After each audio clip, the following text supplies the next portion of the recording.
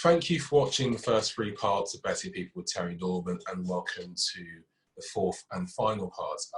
Last but definitely not least, so we're going to talk about some analytical sides of racing, and first we're going to talk about sectional timings. Yes. You use sectional timings, yes, an awful lot in your work. Explain the importance of them to you. Well, it's like with timings, Will. At the end of the day, I was brought up in a background of greyhound racing and horse racing as well, and times are important. Can you imagine having a dog race when you've got no end times, no sectional times? How would you ever bet? If you just had the form and just said Bailey's Rocket finished second in an A6, but you don't know how quick it went to the bend, you've got no idea what sectional time it done, you've got no idea what its end time is. So times are probably the most important thing in racing. A lot of people poo-poo it and go, oh yeah, like Luca's greatest quote. And I still think to this day, Luca Kamani only said that as a joke when he said the only time you need to worry about time is when you're in jail. He doesn't do that. He didn't mean that. He used to time his horses, so that wasn't even true. Sectional times, I mean, the job that I now do, as you are probably aware, I do analysis for Oisin Murphy, and I do consultancy work for Freddie and Martin Mead. And each occasion with the work that I do now, I have to do a review for the Meads after the run. I have to do performance ratings, which is what I've done for years. I have to do sectional times for the horse, and then give an opinion based on them sectional times, what I think horse's trip is. Most important thing when you've got a horse stepping up in trip. I give an example of in the past how it's worked for me before we go on to other things. I worked for George Marsden, helped George Marsden out a few years ago. He had Lucky Cristal, who won the Lowther Stakes, 6 furlongs. George was umming and ahhing whether she would actually stay a mile at 3. So I went down there in March, went through all the sectional times of him. I said, look, I know it's probably not what you want me to tell you, but she won't stay. He went, oh no, I think she will, blah, blah, blah. And then when she ran in the Guineas, when she was quite free, when you see the sectional times from the Guineas, she did the fastest sectional in the whole race in the middle part. She did 10.92. She did 11.13. Well, there is no way on them times that she would stay a mile. They persevered. They tried her in the Coronation Cup by making the run in and slowing it down. And eventually she came out and won over 7 furlongs at the back end of the season. The point being is, sectional times, for me, give me a guideline to what a horse would want. If a horse does a really quick sectional time, for instance, Technician, who is one of the Mead horses now, if you run him in a 6 furlong race, he wouldn't break 13 seconds. You stick him in a 1 3/4 race, that suddenly 12.9, 13.1 makes him look quick for a stayer. Stradivarius, I think the reason that John Gosden has balked at the idea of bringing him back to a 1.5 miles, because if you look at his sectional times, even though he travels really well, he doesn't actually look like a horse that wants dropping back to trip on sectional times. Now, if he gets dropped back now we're going to have a convoluted program's going to be condensed in terms of what they're going to run and what they're going to run. John might now think about running him in the King George. Then we'll find out whether he's a true 1.5 mile horse. On what I've seen, he definitely isn't. He'll be taken out of his comfort zone. Perfect example of that, seeing we got onto this, because this is a subject we could be here a very long time. Roaring Lion. Yeah. Roaring Lion, when he won at 2 at Kempton, he did a very quick last 2 furlong sectional time. When he ran in the the Craven Stakes, when he got beaten, John really wasn't that disappointed because he said he needed to run. He then ran in the Guineas, and then you could see that he had changed from a 2-year-old because his times were slower. So you looked at them times and you kind of thought, he is a proper 1.25 mile horse. So he then goes to the Dante, does a really quick time.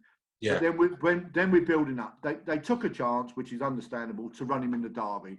I think deep down, Sheikh Fahad, David Redfers, John Gosden, and definitely Oisin didn't really believe he would stay. The Times told you that. But what it led on to, when we went back for the Juddmonte race, he takes on Poet's Word. Now, Poet's Word, best form had been over 1.5 miles. He had some great battles with Crystal Ocean. But when you looked at the sectional times, I do stuff for Oisin separately from everyone else. So basically, he requires me to do the previews for all his rides. I give him a pace angle. Oisin's about 5 years ahead of his time. He contacted me about 5 years ago when he was an apprentice and said to me, would you be interested in working with me? Now, interestingly, or not interestingly, depending which way you want to look at it, when I was doing the race planning for Ishmael, we actually gave Oisin his second ever winner. He had rode a winner for Andrew Balding on the Sunday, and on the following Friday, he rode a horse called Rhombus in an apprentice race at Goodwood. Now, bearing in mind, he'd never ridden there before. We had the conversation like I used to do. I used to sit down and go to him like, Oisin, this horse is like, travels really well, but he's one paced, he just lengthens, go and make the run-in. He made the run-in halfway down the hill. I'm thinking, what the hell is he doing? Because he let the other horse come up his inside. He then had obviously saved enough. He kicked again and won 3/4 of length. This is a kid having his fourth ride. His second ever winner. So from there on in, he then came back and said, right, can you do me pace angles? Can you give me an idea how the race will break down? Now, he was only 19 at the time. So this is like 5.5 years ago now, burning on 6. He had just rode that 4-timer at Ayr. He won the Ayr Gold Cup. And yet he's ringing me out the blue saying, can you do this for me? So we're doing this Roaring Lion race. And you could tell by the sectional times that Roaring Lion was a much quicker horse than Poet's Word. Not necessarily a better horse, but a much quicker horse. So we worked out if we could get the first run on Poet's Word. If you go back to an athletics analogy, when Cram beat Steve Ovett in that 1,500 metre invitation race, Cram had worked out that he could run the final lap when he was on top form in 45.4. So if he had a 3-yard start on Steve Ovett on the final lap, Ovett would have to break 44, which he couldn't do. And it was kind of similar with Roaring Lion. Roaring Lion could do 23.2 for the last furlong and a half, last 2 furlongs, sorry. So at the 2 furlong pole, when Ben Battles made the run-in, Oisin has attacked. He's nicked 3 lengths on James Doyle on Poet's Word, which meant Poet's Word would probably have to duck under 22. Impossible. Yeah. That's kind of where the sectional times work. It doesn't always work out because obviously you are hostage to the way the pace unfolds. But with sectional times, that was worked out perfectly. When Oisin won on Lightning Spear, when he finally got his Group 1 race at Goodwood, Oisin had discussed it, saying that there was no natural pace in the race. The thing is with Lightning Spear, he had that 100-yard burst when he would just pick up like a Rolls Royce. But he couldn't sustain it, and if he hit the front too soon, he was in trouble. With that, parole went on. So Oisin changed his plan. It wasn't my idea, it was his. He sat second, dropped back to third, and waited and waited and waited, got taken to the furlong pole in very slow fractions, and then he went. But it wasn't that race that I highlighted that Lightning Spear was going to be a top-class horse. When Ollie Stevens was training him, he ran in a handicap, would you believe, at Lingfield, and he did 22.8 in a handicap to come from miles behind at Lingfield. And there and then, Oisin said to me, this is a proper horse, isn't it? Just purely on that sectional time. And he went on eventually. It took him a long while, but we got there in the end. But he won a Group 1 race because he had that speed in his locker. It was just finding the way to ride it to work out better. And Oisin, that was the start of the way things unfolded. But Oisin's confidence changed, hence why I've got the hat on, is that I've worked with Oisin and the Meads now for, this is my 5th year. The combination got their first Group 1 winner with acclaim. It was Oisin's first Group 1 winner, and it was the Meads' first Group 1 winner. And again, it was a process of elimination that we got there. He started off as a 6 furlong horse. He won his maiden at the back end of the year at Kempton. He reappeared in a 6 furlong handicap at Newmarket when Ryan Moore rode him. He went through the season, and it was obvious that 6 furlongs was going to be too short for him. They stepped him up to a mile. Jamie Spencer rode him at Ascot, and he won. Now, a lot of people then assumed that he was definitely a miler. But when you see the sectional times, they didn't go very quick, and they sprinted, which played straight into the hands of Acclaim, who had enough class, and ultimately he got dropped back to 7. He won the Park Stakes at Donny, and then he got that vital Group 1 race over 7 furlongs in the Foray. But that was purely, we got to that stage by analysing his times and working out the best trip with the best pace. See, sometimes you're better off having a horse running in a slowly run mile rather than a strongly run 7. But the sectional times guide you into what a horse wants. Technician being the perfect example. Before he won these Group 1 races last year, he won a 1.25 mile race on his rear, sorry, I beg your pardon, a 1.5 mile race on his reappearance when he beat a horse of Mark Johnson's. He then dropped to a 1.25 mile and run against Bangkok. Probably should have won that day. He got boxed in, he got out too late. But his finishing sectional time, even though to the eye, it looked like he was a 1.25 miles, he needed a step up in trip. And the further he went up in trip, the more he's improved. He won the Jeffrey Freer when he beat Mirando on his favoured heavy ground. And then finally, he got his 2 Group 1s when he got the soft ground over 1.7 miles because he has a flat spot in the middle of the races, but he has got the fastest final 2 furlong sectional, apart from Stradivarius, over them trips on soft ground. So now you know what Stradivarius technician wants purely because of his sectional times. They are vital in analysis. And how people don't use them more, Will, I don't know.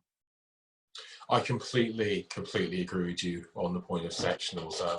And we're seeing now lots more data. TPD are giving data from 20 race courses. You can actually now even, I think, find out some stride times simply by going out in the races, which is a game change. But I believe there's more that can be done. I'm sure that's the opinion some do hold.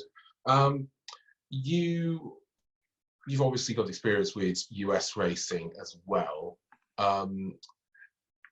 Sectionals are more of a thing over there. Let us dive in a bit to your sort of hunting processes and especially talk about America here. You know, what goes into your thinking when you're either betting over there or maybe you're analysing races from over there, which you might do, say, for an international meeting? The most important thing in American racing is the way the race is run.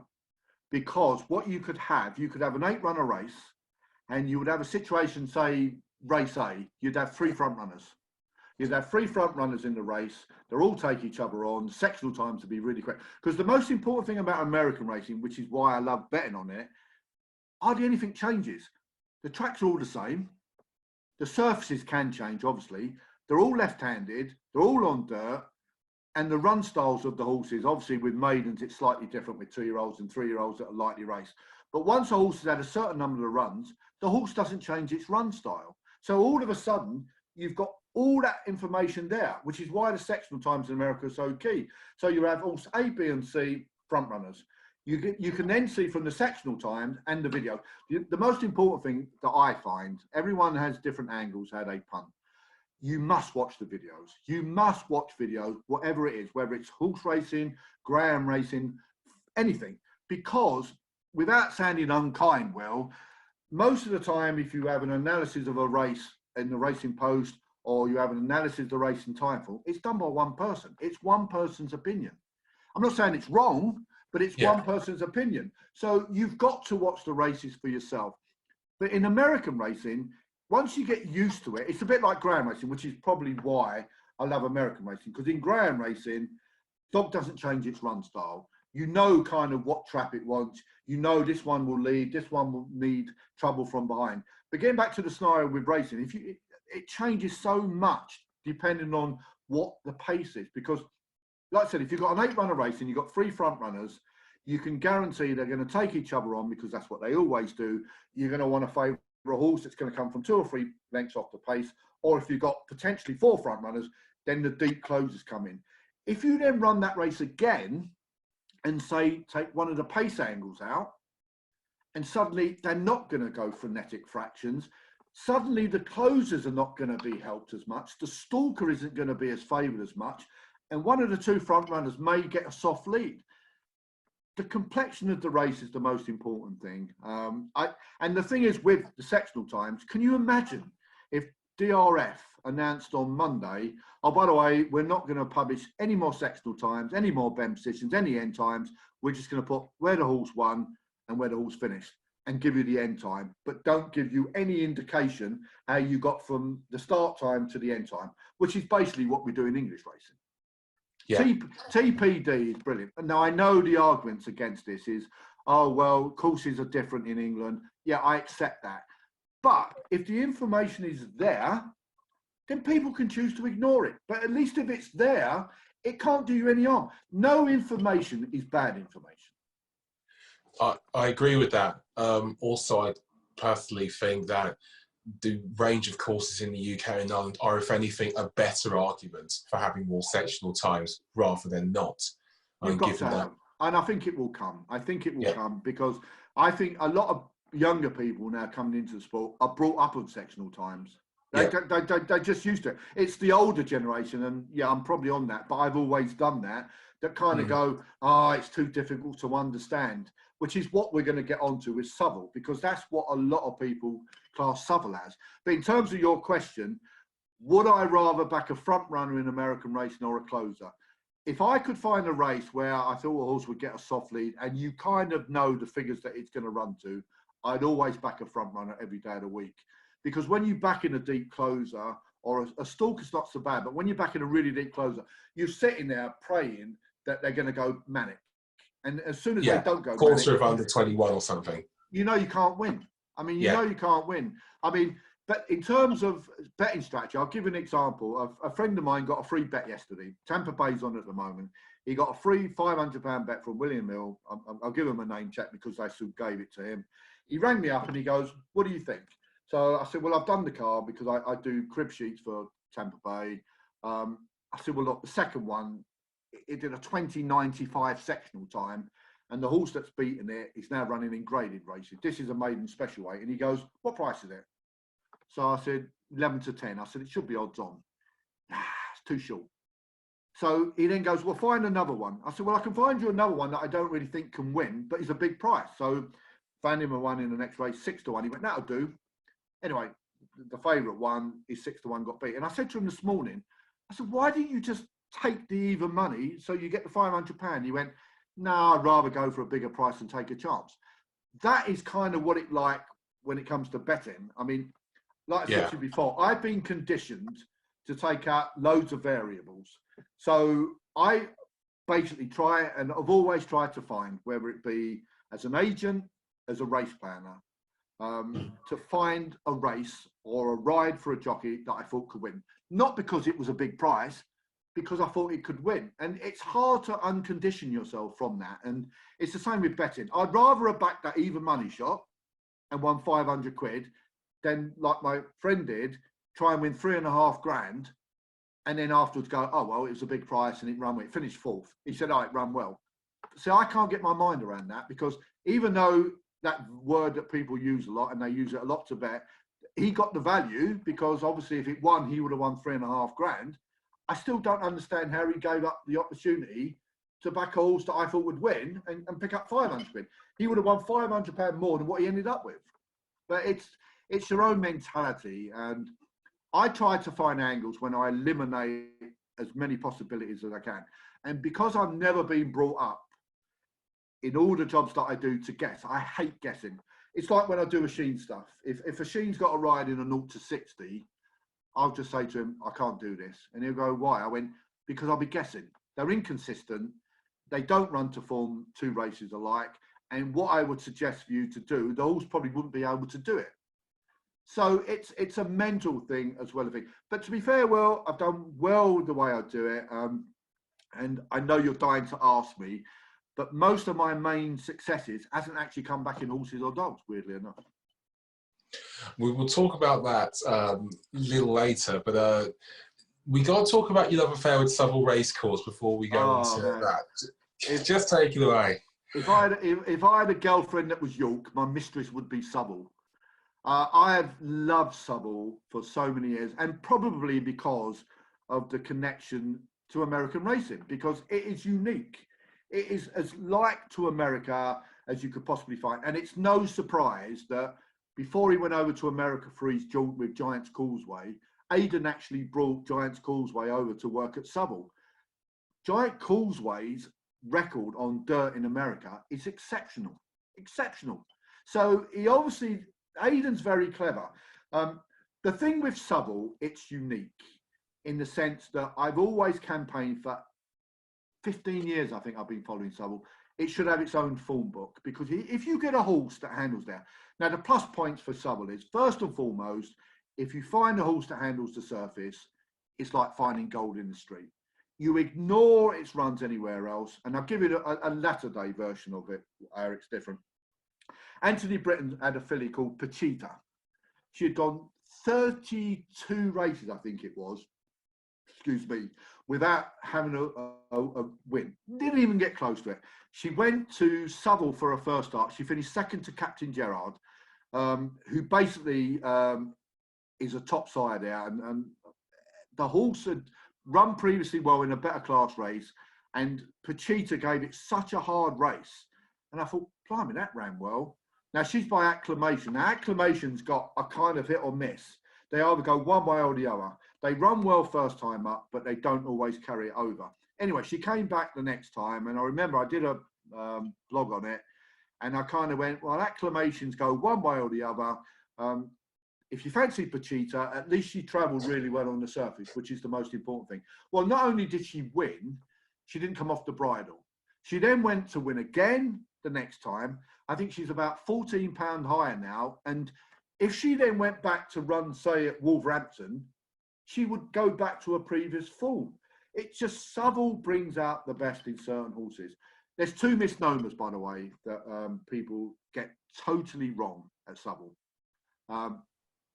A lot of trainers, and certainly a lot of punters, get the idea, because it's fibre sand and it's the closest surface to dirt, that you need grinders. You don't. The most successful horses at Southwell are horses that travel. If you don't travel at Southwell, you don't win. And the other misnomer is, and it drives me nuts, because not only do pundits say it and punters say it, and even certain trainers say it, they go, oh, the ideal horse at Southwell is a horse that wins on soft ground. No, it isn't. Because if you look at most of the main sires at Southwell, they are American bred.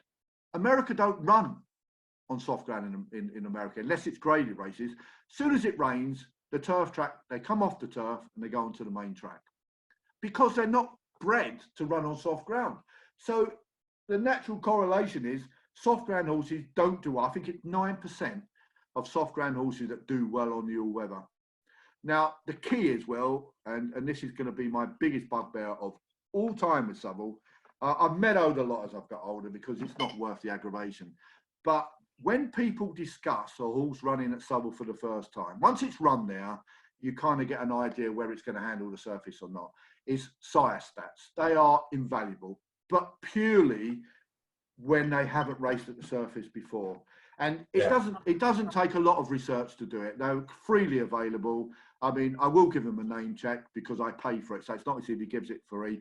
Flat stats are the main one. You get it with Raceform Update. You can get it on there. They publish a list of tables of sire stats. You will be amazed the amount of people that ignore them. And when you see a write-up of a horse going the first time to the track and all you get is blah, blah, blah, blah, blah. If it handles the surface, it's got every chance. I was going to use the expression, know something Sherlock, but I'll lead away because I don't want Dave having to spend all his time editing it out. but primarily, do some research. And I'll give a name check to a guy who I think is one of the best writers and exponents of form. Ron Wood, he doesn't write as many spotlights now because he does the international stuff. Yeah. When I was doing Ishmael's race planning, we deliberately targeted a horse called Lightburst to run at Southwell. It was by a hard spun who's got a 30% strike rate at the track. So you kind of know in your back of your mind. I convinced Ishmael that he wanted to go there. Do you know, Ron Wood rang me up and said to me, Terry, I hope you don't mind me. Now, bearing in mind, I've never spoke to the guy before. He said to me, I hope you don't mind me asking. He said, but have you deliberately targeted this race with this horse? And I went, we have. And he goes, and have you tested it on surface? I went, yeah, we have. What made you ask that? He went, I just wanted to check. He wrote it the next day, hard spun, 32% strike rate. The horse has been targeted for the race, and it won. But the fact that he didn't just write, if it handles the surface, it's got a chance. I was so impressed. And that's the difference when someone goes the extra mile to do the research. But it's not brain surgery, Southwell. People think it's too difficult to work out, but ultimately it isn't. And the bottom line being is, you put a little bit of research in, you find out the horses that handle the track. Once they handle the track, if you've got a horse, for instance, that goes to the track for the first time, the sire stats kind of tell you that it's got every chance. And then you've got a horse that's got proven form. Always go with the proven form. Percentage-wise, it will pay off in the long run. I mean, I've won. I mean, discipline is the worst thing in punting, isn't it? Everyone can back winners. Yeah. Most people can't be disciplined enough to wait for them. But if I just back Southwell and nowhere else, I would be miles in front, but I can't. It's just not in my nature. But Southwell is a specialised track that is not as difficult to work out as people think. You just need patience, discipline, and follow a few set rules. And it's the best. It is the best punting track on the all-weather going. If your want is lane horses, you could find 3 or 4 short price favourites in 3 or 4 meetings that you could lay with impunity because you wouldn't have any problems about not collecting. And can I give a shout out to Archie Watson as well before we stop this? When I've said about trainers just taking a chance, many a time you'll see a trainer go, oh, well, he's won on soft ground and we gave it a go and we weren't sure. Or, well, we had nothing to lose because there wasn't enough for him. Archie Watson is the only modern day trainer that I can see that targets Southwell with horses that he knows will handle it. He is on a different level when it comes. So I would say if you don't know horses to back at Southwell and you're not sure about this conversation or you haven't even seen this conversation, but then you probably won't know what I'm going to say about just backing Archie Watson's horses. But when Archie Watson sends a horse to Southwell, even if it doesn't win, because let's be honest, if you've got a horse that is bred to go on the surface at Southwell, if it's a donkey, it's still going to be a donkey at Southwell. It'll just be a donkey that will handle the track better than other people, but it ain't going to make it go any quicker. Archie Watson's horses always run well at Southwell because he specifically sends horses that he thinks will handle it. He doesn't take a chance, he targets it. Absolutely wonderful. The Insider's Guide to Southwell. Last but never least, if you'd listened, or you'd watched, I should say, all these 3 parts before, you might be forgiven for thinking that Terry only bets on the horses or the greyhounds, but that is not true. Terry, tell us about your one punting goldmine that we wouldn't have thought of yet. Well, if anyone follows me on Twitter, they see my bio. As I've always said, I like to cut down the variables, and reality shows. Listen, I had a major loss, which cost me an arm and a leg, and it took me a long while to get it back. Again, when Senyatta was running in the Breeders' Cup Classic with Blame, that particular day, it was the final of Britain's Got Talent. Now, you get sob stories in Britain's Got Talent that normally works and normally unfolds. Susan Boyle appeared like the Yeti. Her hair looked like she'd just been dragged through 3 hedges backwards. Her dress looked like her mum had been wearing it in a 1920 tea dance. But she could sing, and she had the sob story that came through. She started off at 16-1, and on the night of the final, she was actually, because the final was about an hour before Zenyatta's race, she was 25-1 on. 25-1 on. Then she had a meltdown on stage and basically lost to Diversity. As it turned out, they both turned out to be superstars. But I vowed there and then never to bet on something that the public were involved in. I never bet on Strictly Come Dancing because the best dancing never wins. That's been proven down the years because the public rebel. I'm a Celebrity is kind of built around who they like. And if anyone told me to even watch Love Island, I would just start singing to myself and put my fingers in my ears. Dancing on Ice, though, is completely different because they have to learn a skill. So what you learn very early on with Dancing on Ice is invariably the best dancer won. If you could encapsulate that with a soap star, or as it is now, a reality star, it made it even better because the combination of the two was just unbelievable. And over the years, you could always say right from the kickoff, there was only 2 or 3 that can win. Now, I got away with it one year, I've got to be honest, but I backed Beth Tweddle in the year of the Olympics, 2012, because that was her last Olympic gold medal. She got bronze in the bars. But everyone loved her because she was so friendly and easygoing.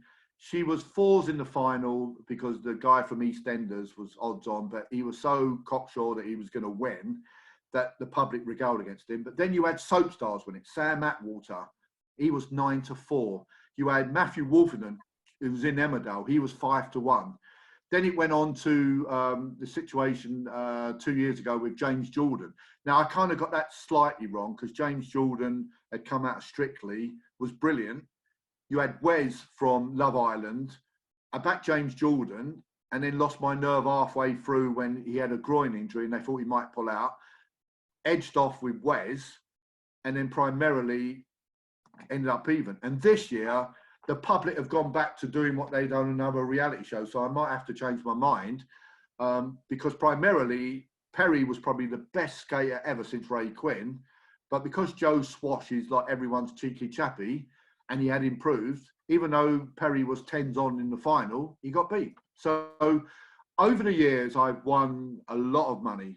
Beth Tweddle won me just under $9,000, I think, when she won it. And I thought I'd done my money. But my biggest ever win ever was 2011 when Barcelona won the Champions League, because in my mind, that is probably the greatest side that Barcelona have ever had. Everyone disagrees with players down the years, but they had David Villa, who was La Liga's top scorer that season. He also was Spain's top goal scorer. You had Piqué at his peak. You had Eric Abidal at right left back, who was probably the best left back in the world. You had Dani Alves, the best right back in the world, and you had Lionel Messi. Now, that season, they started off at 5-1. They had already won the Liga the previous year. They were just incredible that season. Xavi and Iniesta were in midfield as well, just for good measure. But they just sauntered. You know, when you sometimes get a worry during a competition, you have a little dodgy result. They beat Shakhtar Donetsk 6-0 in the quarterfinal. They could have won 20-0. Yeah. They went to the Bernabeu and just completely annihilated Real Madrid. And then, even though Rooney equalised in the final at Wembley, you got to be honest. Yeah. I remember that so well. Completely outclassed them. So, and that paid off my mortgage. So, my punting's probably not the same as a lot of people because I approach it from a different way. Because I approach it from an analytical angle, but a condensed and an angle that I've always been conditioned to, which is try and cut out all the negatives. You see, probably the biggest bet I've had this year, and you're going to probably laugh at this, was, do you remember when Cheltenham was in doubt? They were umming and ahhing whether it was going to go ahead. On the morning of the day before, so that's 2 days before the meeting, they were having a meeting in the Commons. And the health secretary was going to talk whether he think Cheltenham should go ahead. Before he made his speech and said there was no reason why I could see Cheltenham not going, Cheltenham was 1.27 to go ahead. When he had to speak and said, a speech even, he said, I've seen no reason whatsoever for Cheltenham not to go ahead. It was still 1.25, albeit for about 10 minutes. And to me, it was an absolute certain bet. He had already said that there was no reason for it not to go ahead.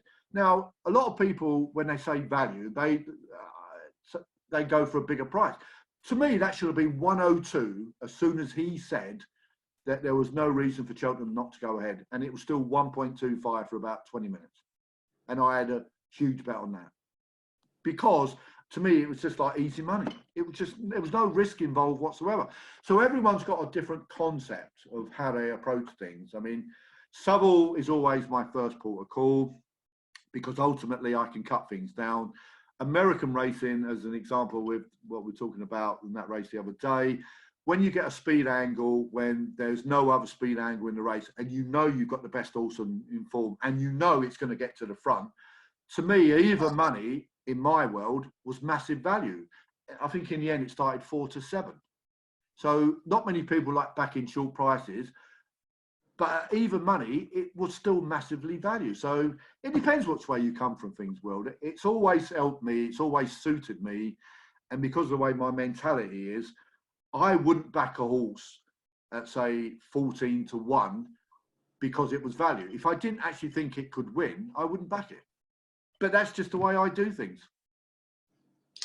And what a wonderful way to end what has been an absolutely brilliant Betting People interview. Thank you so much for your time, Terry Norman. No worries. Good luck. And thank you very much for watching each of these 4 parts. And if you do head to starsports.bet.co.uk/bettingpeople, we have over 150 guests for you to go and peruse through, including a whole host of racing broadcasters, trainers, jockeys, and punters. Thanks very much for your time again, Terry Norman, and thank you very much for watching. No worries. See you later. Later.